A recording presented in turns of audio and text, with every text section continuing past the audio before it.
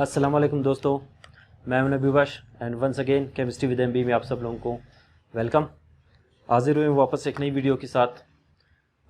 जैसे कि आप लोगों को पता है, कल हम लोगों ने स्टोक्योमेट्री का पहला हम लोगों ने बेसिक्स कुछ पढ़ा था। स्टोक्योमेट्री का जो उससे पहले कुछ जो बेसिक कंसेप्ट्स हैं, केमिकल रिएक्शन, बैलेंसिंग ऑफ जो केमिकल इक्वेशन है वगैरह, वो सारी हम लोगों ने डिस्कस की थी। आज जो है इसको इसी टॉपिक को हम लोग थोड़ा आगे ले जाते हैं।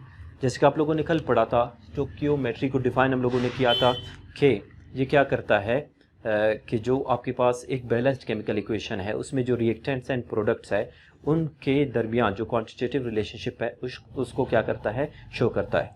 अच्छा, ये तो हो गया। लेकिन स्टोक्योमेट्री को जस्ट हम लोगों ने डिफाइन किया तक वो कर लिया था, उसका मीनिंग भी डिस्कस किया था, उसको इंट्रोडक्शन भी दिया था। अभी हम लोग जाते हैं उसमें थोड़ा आगे। आगे हमारे पास क्या है, इसमें हम लोगों ने अभी आगे देखना है हम लोगों ने एक चीज़ को, जिसको हम लोग कहते हैं स्टोक्योमेट्रिक कैलकुलेशंस। स्टोक्योमेट्रिक कैलकुलेशंस अभी हम लोगों ने क्या करना है, कैलकुलेशंस करने हैं, क्योंकि स्टोक्योमेट्री का बेसिक जो उसका डिमांड भी यही है कि इसके ज़रिए से हम लोग क्या करते हैं, कैलकुलेशंस करते हैं हम मुख्तलिफ रिएक्शंस के बारे में कि किस तरह रिएक्शंस क्या करते हैं, रिएक्ट करते हैं, और इससे कि प्रोडक्ट जो बनता है वो किस अमाउंट में बनता है, और अगर जो प्रोडक्ट फॉर एग्जांपल जो भी बनता है उसमें कितना रिएक्टेंट्स कंज्यूम होते हैं, इन सारों को हम लोग क्या करते हैं सी के अंदर हल कर लेते हैं। तो आज का जो टॉपिक है वो बहुत इंटरेस्टिंग होने वाला है। इंटरेस्टिंग क्यों होने वाला है, क्योंकि आप लोगों को पता होना चाहिए कि जो इंजीनियर्स होते हैं वो क्या करते हैं, कैलकुलेशंस के ज़रिए से वो ये बता सकते हैं कि एक बिल्डिंग के अंदर कितने ईंट्स लगते हैं, या वो उसके जो इसमें कितने सरिया लगते हैं, या उसमें जो सीमेंट का जो कॉस्ट आता है वो कितना आता है, यानी कि उस पे सीमेंट का जो खर्चा आता है वो कितना आता है। लेकिन जो अगर आप स्टोक्योमेट्रिक कैलकुलेशंस में एक्सपर्ट हो जाएं तो आप ये भी बता सकते हो कि उस ईंट के अंदर कितने एटम्स आते हैं, उस ईंट के अंदर कितने पार्टिकल्स, कितने मॉलिक्यूल्स आते हैं।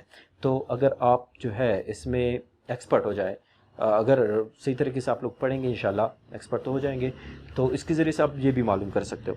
खैर चलिए आ जाते हैं स्टोक्योमेट्रिक कैलकुलेशंस की तरफ। तो स्टोक्योमेट्रिक कैलकुलेशंस से पहले मैं एक छोटा सा यहाँ पे क्या कर लेता हूँ, रिएक्शन लिख लेता हूँ। सपोज़ आपके पास क्या है, एक गैस है जिसका नाम क्या है, नाइट्रोजन गैस। इसका नाम क्या है, नाइट्रोजन गैस है। आप इसके रिएक्ट करवा लेते हो किसके साथ, H2 के साथ।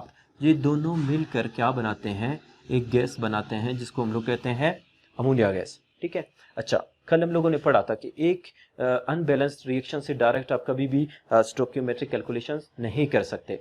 तो अभी थोड़ा इस रिएक्शन की तरफ अगर नज़र दौड़ाएं तो आपको नज़र आएगा कि ये रिएक्शन क्या है, बैलेंस्ड है या नहीं है, नहीं है ना। ठीक है, क्यों नहीं है, क्योंकि अगर आप यहाँ पे देखेंगे, यहाँ पे नाइट्रोजन कितने हैं, 2 है, वहाँ पे कितने, 1। यहाँ पे हाइड्रोजन कितने हैं, 2, लेकिन वहाँ पे कितने हैं, 3 है। तो इसको लाजमी हम लोगों ने क्या करना है, बैलेंस करना है फर्स्ट ऑफ ऑल। तो बैलेंसिंग के लिए आपने क्या करोगे, यहाँ पे नाइट्रोजन 2 है, वहाँ पे कितने हैं, 1 है, तो इसके स्टार्ट में 2 लगा दो, तो ये कितना हो गया, 2 नाइट्रोजन बैलेंस। लेकिन साथ साथ नाइट्रोजन तो 2 हो गए, लेकिन हाइड्रोजन कितने हो गए, 2 3 6, 6 हो गए।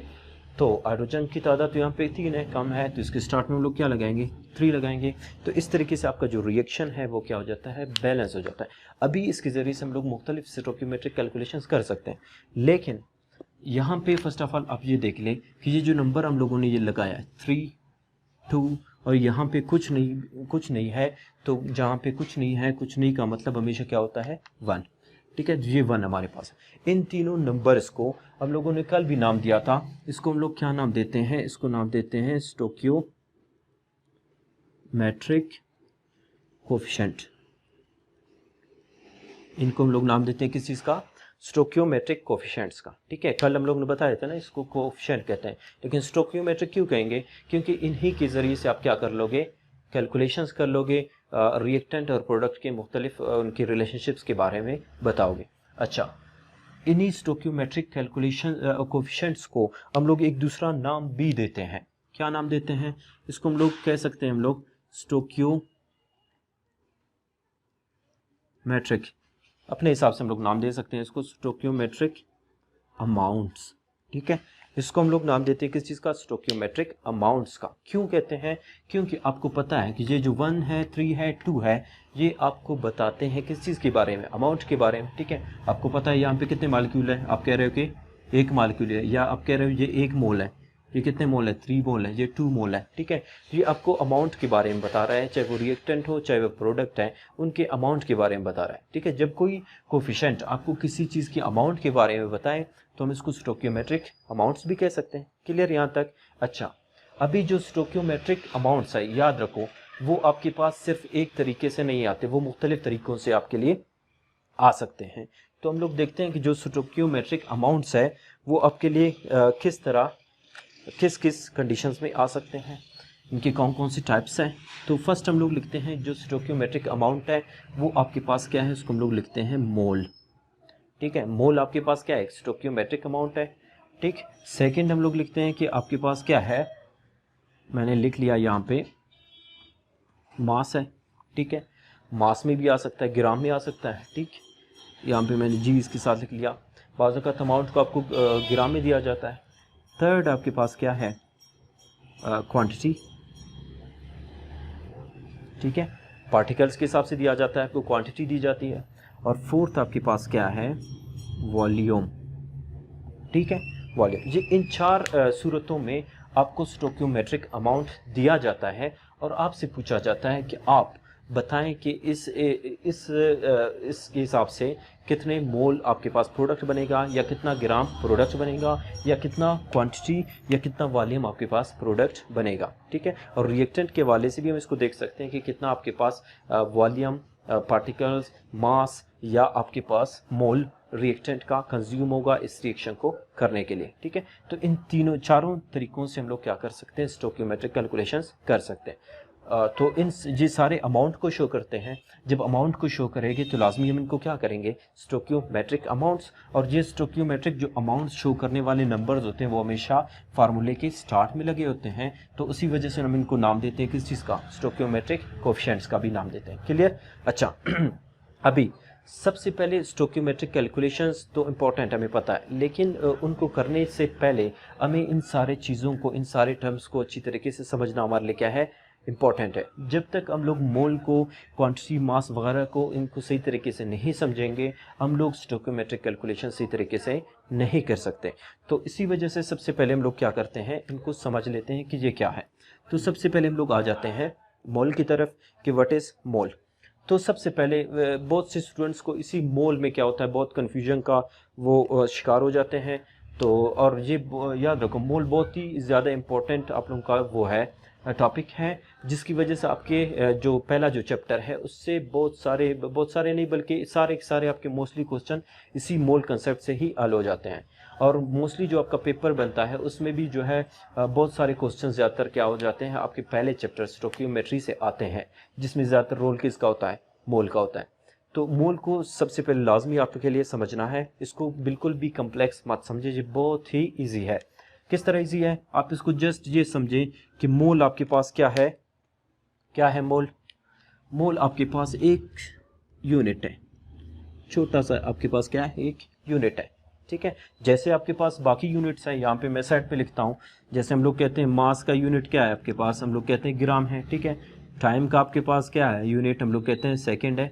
ठीक है, और अगर हम लोग लेंथ की बात कर लें तो लेंथ का आपके पास क्या है, ठीक है, सबको पता है, मीटर है। ठीक है, अगर हम लोग एरिया की बात कर लें वो कितना है, मीटर स्क्वायर है। अगर हम लोग वॉल्यूम की बात कर लें वो क्या है, मीटर क्यूब है।